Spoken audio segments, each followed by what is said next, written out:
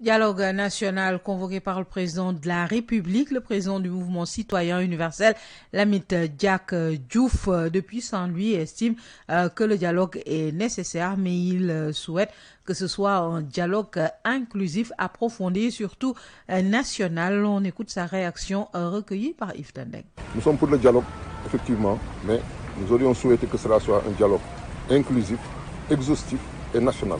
C'est la raison pour laquelle je suis venu ici à Saint-Louis faire une déclaration.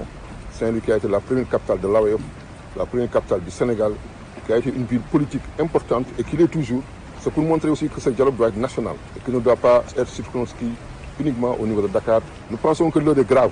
La situation politique du Sénégal demande un dialogue approfondi pour que nous puissions revoir notre système politique, pour que nous puissions revoir les paradigmes qui gouvernent notre pays. Parce que comme vous le savez, à chaque fois qu'il y a des élections présidentielles, nous sommes confrontés à des troubles, nous sommes confrontés à des manifestations, nous sommes confrontés à la déstabilisation du pays. Et ça, c'est à la charge des partis politiques, parce que c'est juste des stratégies de conservation ou de conquête du pouvoir. Donc nous, les citoyens, nous devons nous lever debout comme un seul homme pour barrer la route aux partis politiques. Parce que les partis politiques sont le rempart, sont l'écran qui sont entre les citoyens et nos institutions.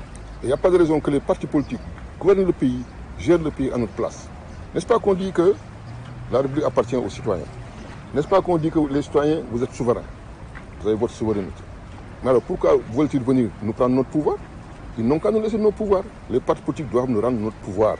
Et pour moi, ça devait être l'essence et le fondement et la raison même du dialogue national.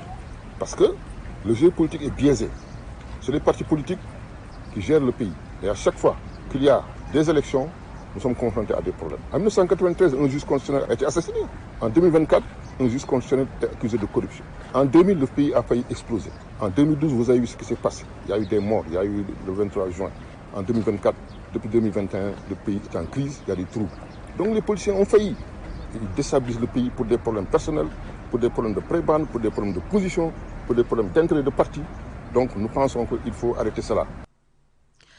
Et puis à cause de ces tensions socio-politiques, des manifestations ont été notées contre le report